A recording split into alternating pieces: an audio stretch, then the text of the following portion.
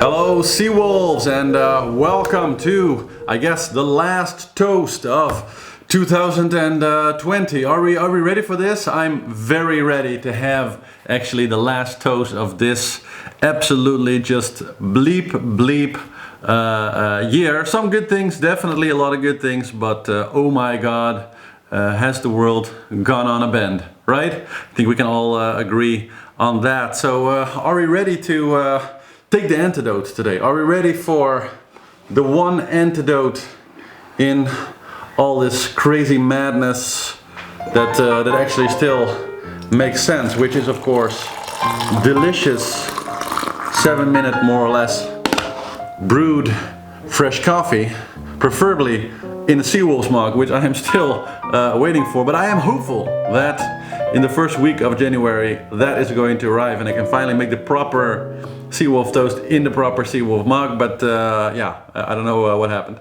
But here we go. Are you ready? 3, 2, 1. Oh. Oh, very nice. That brings some sense back into the world.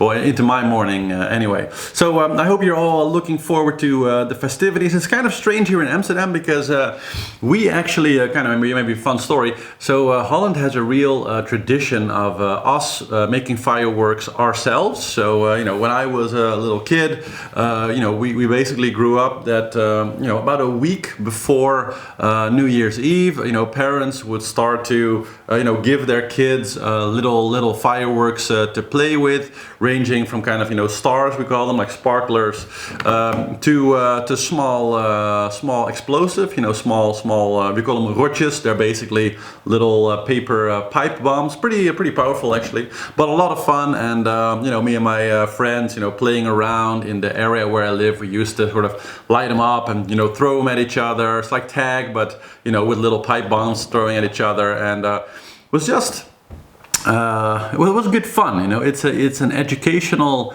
experience, I would say. It's a time when me as a small kid, you really learn kind of how to behave around live explosives, and I think in many ways I have a lot of fun memories of that. I mean, I remember one night on New Year's Eve that my parents had given me like several. I mean, everybody in the street had this. You had several packs of rotjes, which are like these kind of small explosive. They have a fuse about this long, so you have about 15 seconds or so to throw it away. It was New Year's Eve, and of course there's a lot of sulfur smoke everywhere. You could barely see, and we had this little park, in our street with like a very heavy duty ping pong table, for the kids to play, but obviously very heavy duty. And so someone had probably used it during the night to kind of stack all their fireworks, like their arrows and their big pots and all these other things. And it was already a little bit late, so me and some of my little friends were still kind of just rummaging around on the street, throwing firework at each other and just kind of having fun. And so I light one of these small explosives that I had, and I threw it into a cardboard box that was standing on this kind of table tennis table. And only in the flickering light of the fuse did I see that this box was apparently still completely filled to the brim. And it was a pretty big box, like 30 by 30 centimeters or something, and maybe like 20 centimeters high. With, we call them voetzoekers, feet seekers. It's like this little, like a little pipe bomb looking thing that you light on fire, but it like zooms around and it just kind of goes over the floor. And as kids, we'd like to play football with it for a few seconds.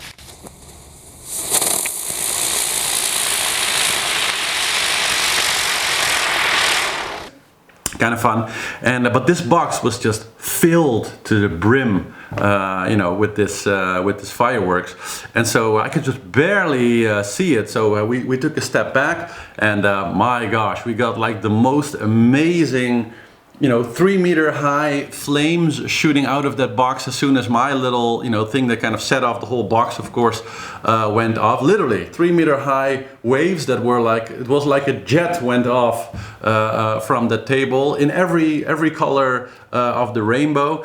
And of course the force of that quickly pushed that whole box open, releasing all of the other feet seekers. So all of a sudden it was like woo, and the whole floor was just absolutely full with these things going everywhere. my point is, I always thought it was a lot of fun as kids to, play with live explosives at New Year's evening. And it's too bad that this year, because of the Corona thing, they banned all fireworks. So in Holland especially, the whole week before New Year's Eve is kind of filled with explosions everywhere. It's not really in your face, but kids are kind of roaming around, playing a little bit, getting to know, how to handle that stuff, I guess. And so you're kind of hearing bangs going off everywhere, and it just creates this really nice kind of festive feeling, right? Like always makes you really feel that it's kind of almost time for the big explosion. I always think that maybe also animals kind of appreciate it, because instead of just New Year's Eve where all hell kind of breaks loose, they kind of get an early warning, because for a week they kind of hear all the bangs, and so all the dogs and the cats and the birds, they're like, oh, okay, it's that time of the year again, that, they're gonna do this for 4 or 5 years, and then we're gonna have that night where we all just hide, and we hope we survive the night. But I guess this year no fireworks, or I think maybe the government will do something, but I don't know where, and of course there's nobody really who can go there because we can't be a crowd to look at it. So I think it will be the first New Year's Eve with, I think, no fireworks or any festivities really at all, except just wine with friends. So it'll be interesting to see how I will feel tomorrow. Like, will I really feel that it's a new year, to kind of have that ritual to go through. So kind of curious, how you guys are all feeling. How is New Year's Eve, over where you are in your culture? Maybe give a short description in the comments. But be interesting to kind of hear that. So a little story from Amsterdam and kind of how it's in our culture it usually works. Maybe interesting for you. Okay, so that's for the intro and the toast. Really cool thing that happened today. I talked about it yesterday and the day before. It's kind of nice sometimes to see how the sailors really overcoming, big obstacles in the race. And Pip Hare had a really, tough few hours yesterday. Posted a little video about it. Let's take a look at that for a second right now. Here's. I've had a eventful afternoon. I wrapped the kite. It was so stupid as well, just me focusing on a detail and not the big picture. I did a jibe, which was quite a nice jibe actually, came out of it quite nicely. As ever, the lazy sheet went under the boat. It just, I don't know, this boat just seems so bad for it. So it went under the boat, and I was worried about it getting stuck in the rudder, so I ran forwards to go and sort the lazy sheet out, and was head down, pulling the sheet out of the water. It was stuck under the boat. I dialed down a couple of degrees just to try and slow the boat down, make it easier, and the spinnaker just went wine glass. Couldn't pull it out. It's been an hour and a half to sort it out. I had to partially snuff the kite down as far as I could, and then bring it round to windward and drop it against the jib onto the deck. It just, it's 390 square metres. It just fills with air, and at times it feels like it's going to suffocate you, because it's just this big balloon, and you're trying to pat it down, and it's going in your face and up your nose, and dropped it down onto the deck, put it down below, unsnuffed it all, ran the tapes, untwisted it, rehoisted it and snuffed it on the way back round to the leeward side, set it, and then I just thought, okay, I'm pushing my luck on this ice limit now. I was still 7 miles away from it, but I just thought, okay, let's not be too cheeky here. So sort of 15 minutes after setting it, I jibed.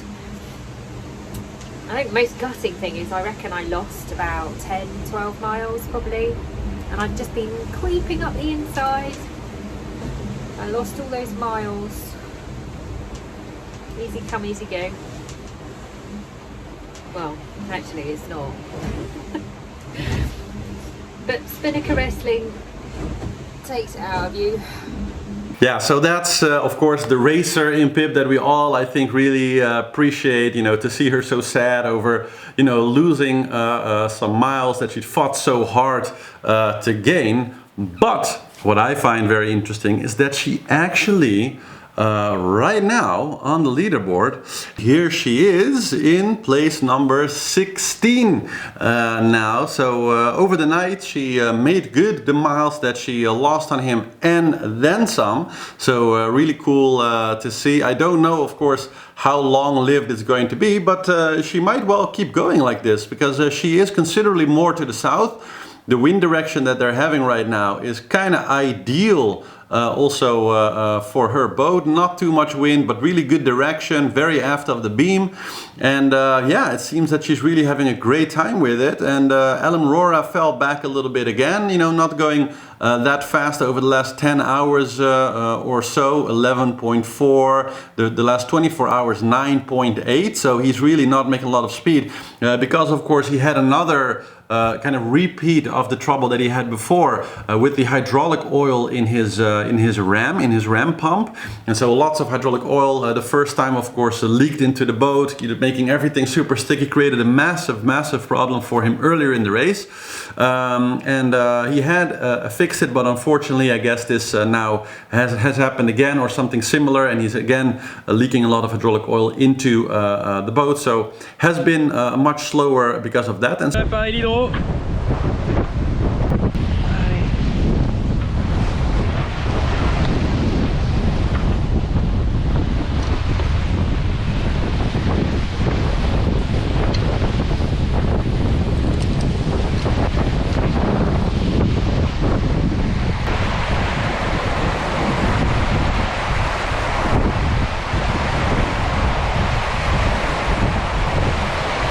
Faut être un peu con hein, pour faire ce qu'on fait hein. Alors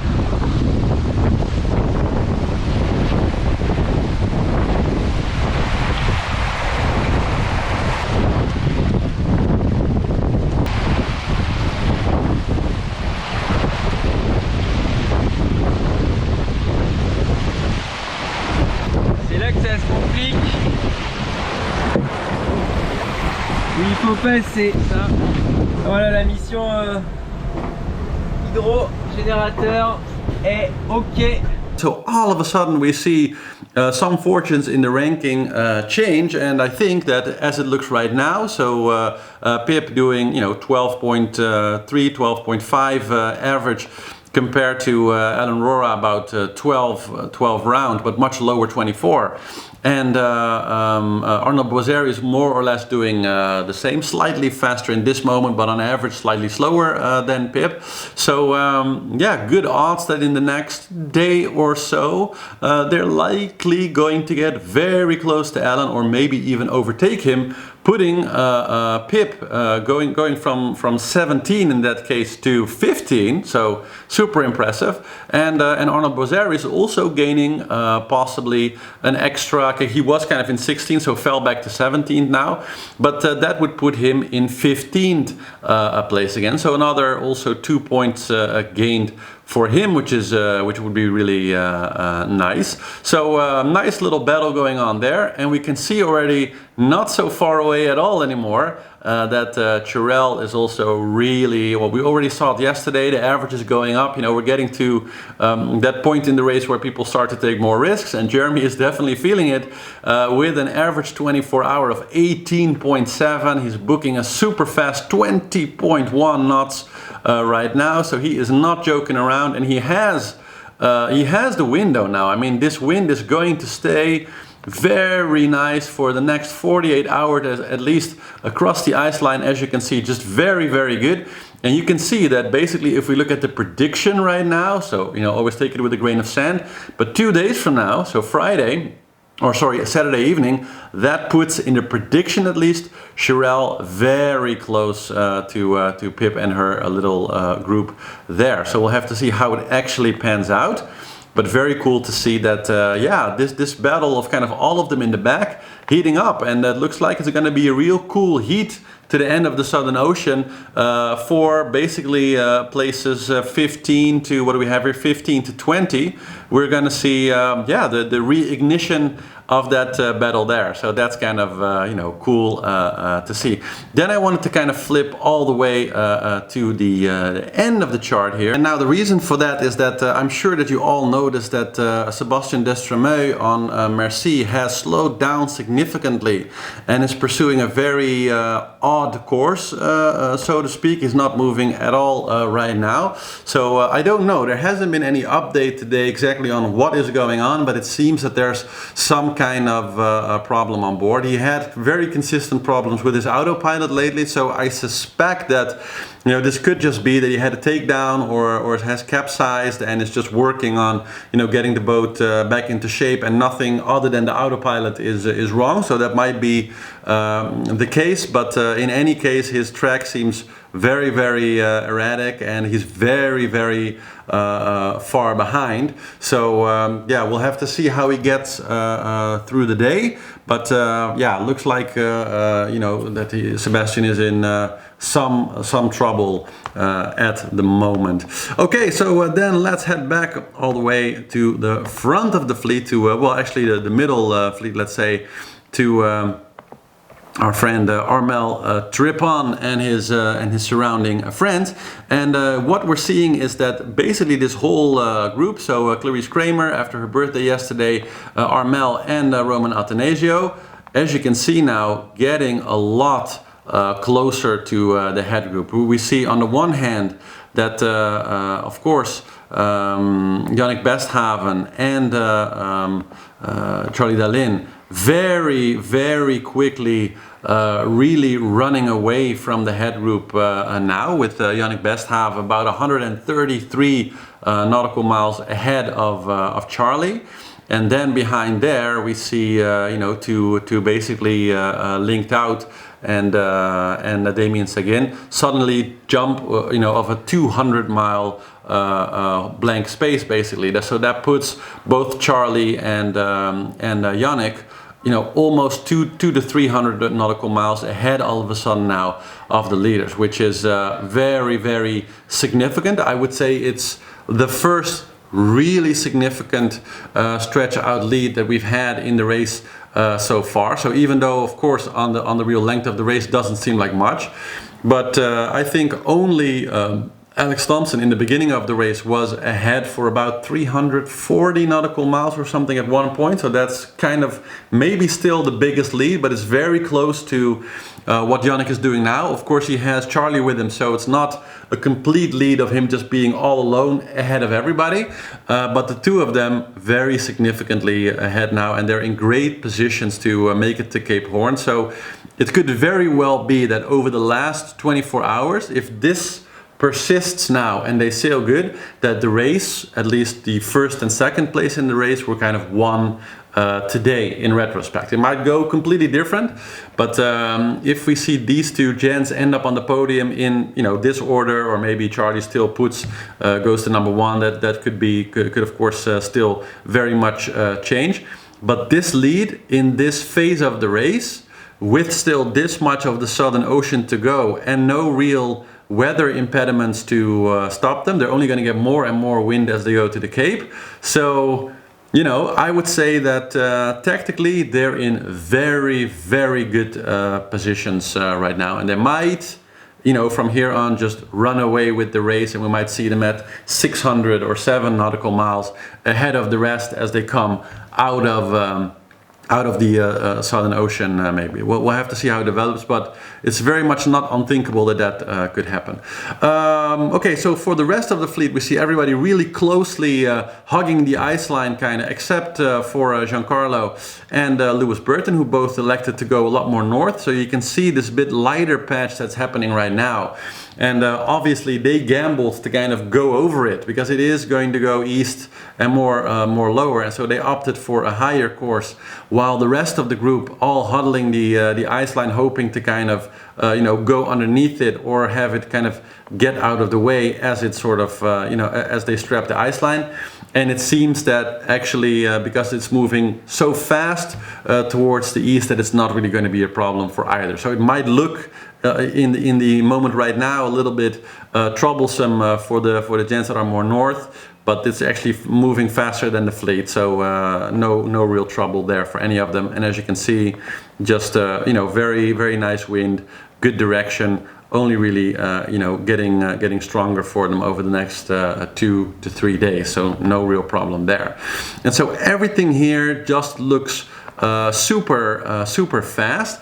And so that brings me to, I think, a topic that a lot of you will be very interested in, and that is that this particular stretch of Southern Ocean now, it sort of dawned on me yesterday, I think for the first time really brings into great contrast the difference between the foiling Amocas and the non-foiling Amocas. Because I always get a lot of questions from you about what's the real difference and where do the real advantages lie. Now we had the two episodes ago, of course, to talk about Boris kind of achieving the perfect foil because he was foiling in relatively flat waters in about 13 to 14 knots of wind, going 17, 18 knots because of the foiling bonus. And so I think it's kind of interesting to talk a lot about this a little bit right now, is the fact that if we look at this weather, so this is the piece of course that they still have to raise. This is the weather now, and if we kind of scroll to the weather, we see no major problems basically until about 24 hours from now, and then of course they get very strong winds. But if you look at the next 24 hours, they're all kind of sailing in nice green or sometimes slightly orange patches. And so that's basically means that they're in 10 to about 20 knots of winds, maybe upwards to 25 in some cases. And so because we have this giant cluster of several non-foilers like Jean Le Cam and Sebastian for I think also, and of course we have all the foilers with Riant and Charlie Dalin and Boris Herrmann, of course. And so we kind of constantly see that the advantages switches back and forth. We saw it very dramatically when Jean Le Cam and Boris Herrmann were kind of sailing together, really doing a bit of dueling 2-3 days ago now, where more or less every time the wind goes over 13 knots but stays under 20 knots and is more or less aft of the beam, that the foilers have a giant advantage.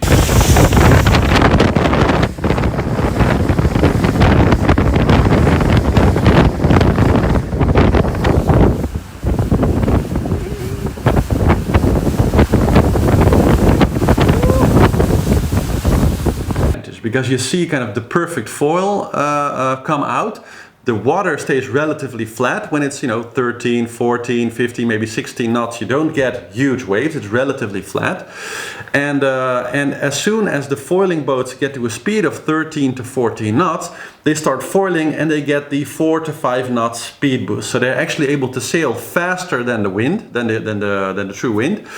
And so they're able to achieve a speed that is 17, 18, sometimes maybe shooting up to 19 or 20 knots in wind speeds that are 13, 14, 15 knots. So they have a flat road, optimum speed. Now they're not going 35 knots, but the thing is the non-foiling boats, which after all is who they're battling against, they can't do that. So in 13 or 14 knots of wind, those boats are going to, at max, achieve a speed of about 13, 14, maybe a slight, surf down a wave of 15, maybe 16 or something. But they're not going to get to the 17, 19, 20 knot speeds that the foilers can get to in those winds. And so in those conditions specifically, the foiling boats just have a massive advantage, right? And that's what we saw in this duel between Jean and Herrmann, where every time the wind was between 13 and say 17, 18 knots, we saw that Herrmann was like cruising by Jean and extending his distances very easily all the time. As soon as the wind dips under those speeds, so going 9, 10 knots, 8, all this type of ranges, all of a sudden we see Jean cruise very nicely by, because the foils create a lot of drag. And so where the foils get a speed bonus above 13 or 14 knots and maybe sort of sail on an equal plane when it's 12 or 11 with the foilers. But as soon as it's less than 10, all of a sudden those big dragging monsters in the water are holding the boat from developing much speed. And so anything under that, the non-foiling boats are going to be, you know, two or so knots faster. And so then every time we saw Jean kind of easily cruise by Boris Herrmann again. So it's kind of fun to see that with those two changes, so above 13 knots, let's say, till 18 or so, the foilers have a massive advantage, but underneath that, the non-foilers have a massive advantage. And then above 18 knots, so when we go 19, 20 and higher, we see that the external circumstances, so the wave states basically, and the surrounding that they're in, and the angle at which they're sailing in that wind, becomes much more interesting. And so we see that on very high courses, so beating very much into the wind, that the non-foilers have a huge advantage because they don't have those foils slamming into the water. They don't have so much trouble with the steep waves creating possibly a lot of damage, maybe even be responsible for some of the, you know, when they hit UFOs, but actually maybe just slamming into water at a certain angle, which the foils just can't handle when it just keeps happening, and at some point they just break under the strain. There's still no real definite conclusion on how any of that exactly happened. And so on very high courses, the non-foilers have an advantage. But then on the more, you know, average upwind courses, let's say, the foiling boats do more or less the same as the non-foilers boat, let's say.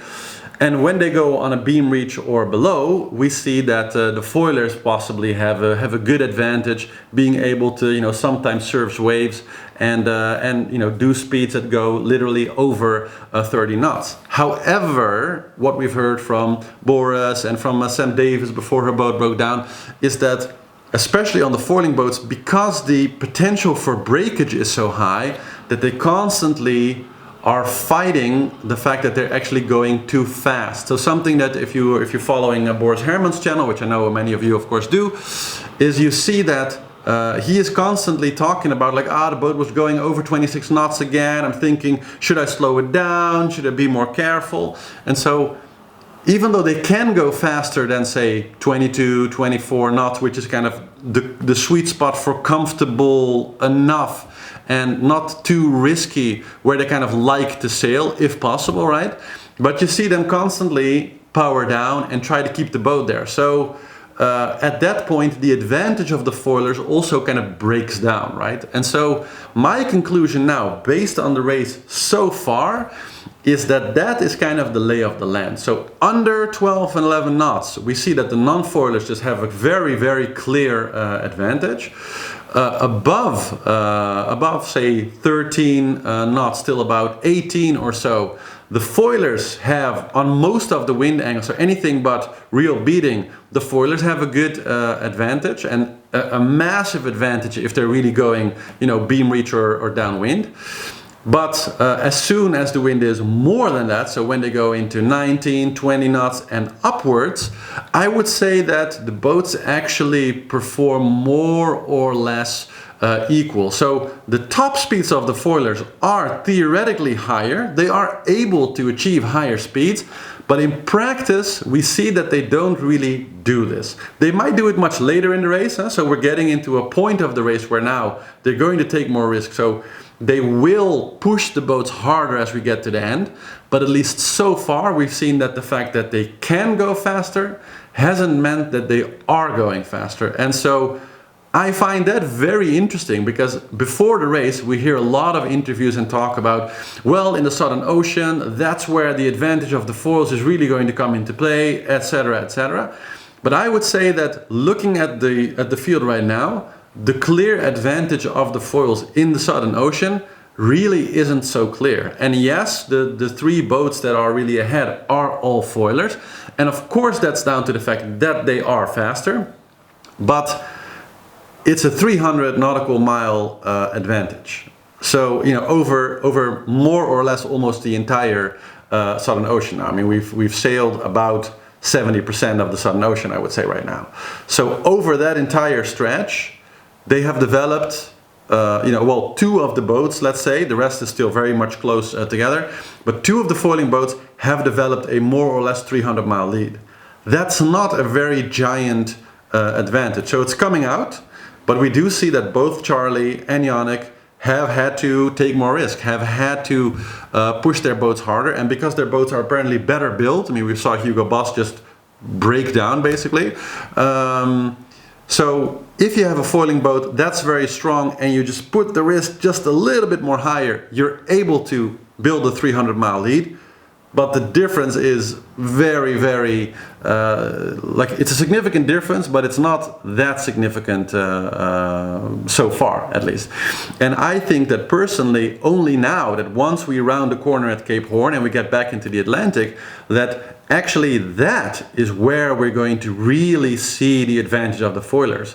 That, like I said before, that now that they're in the lead, now that they're, almost home is maybe, too much, but now that kind of home is in sight and they know that they're really fighting for position, the closer you get, the more you're going to actually try to really hit that full potential of the boat. And so it's much more likely that we're going to see very high speeds in the later part of the race. And actually throughout the whole Southern Ocean, we've never really seen averages that are 26 knot hour averages, right? We just haven't seen it. It's all been around 20, more or less the highest average that we've seen the most are maybe 19 knots or something. And the rest is all quite lower than that. So I think very interesting view on the foilers versus non-foilers there. And it definitely, makes you think about what a smarter strategy is, and it does really put into a good frame the perspective of Jean Le Cam, going very, very knowingly going with the non-foiler, saying you just need the strength of the boat, and if you compensate that with good strategy, you can be very close to the foiling boats, to some of the bestest, most modern foiling boats. Like if you apply the strategy and you have a strong boat, it's almost negligible the distance, and he has many of the modern foilers behind him, right? So it's even still better than them in that sense. So I find that very, very interesting to see, after this part in the race. Now, speaking of Boris, so he had also some trouble today with with an electric motor related to the hydraulic pump, and actually posted an interesting video on that. So let's take a look. Special activity of my day today was to change this motor here. It's a pretty strong electric motor that drives the hydraulic pump for the keel ram. So these hydraulic hoses go in this box, and there's the keel ram. And it's connected to the head of the keel and pushing the keel, the canting keel back and forth. So I had a little bit of water in this compartment for a while that I didn't see, I didn't check it enough. Maybe 200 milliliters, but there was enough to go in here and damage the motor. So the damaged motor is gone out. I had this in spare, I had a spare motor. They are 18 kilograms, but the same motor serves as a generator. So it's also connected here to the engine. In the meantime, we're sailing. Just discovering someone here on AIS. Who's that? Don't know yet. Someone going a little bit slower than us. Outside, the sun is shining and it's blue, but unfortunately, since it's nice, I'm stuck in here. Yeah, so glad that he was able to fix that. Would be sad if he, was no longer able to cant his keel at this point. Still, still quite a lot of Southern Ocean to go for Boris. So glad that the Sea Explorer Yacht Club de Monaco is in one piece. And that's more or less it for the analysis right now. I mean, like I said, the weather looks good actually for the entire fleet. So the next 3 days at least, from front to back, they're going to just be able to push their boats at really, really full speed ahead, more or less. So very exciting times, and I hope that we'll see a lot of very fast sailing videos coming over the next day. I haven't seen anything yet, but I'm sure it's coming. Otherwise, hint to all the teams that are watching right now, send me your best racing video from the last over the last coming 2 days, and I'm sure we'll get some very interesting footage here, very spectacular stuff for the start of 2021. So that's something to really look forward to. And that's kind of also what I want to end the show with today, with looking forward.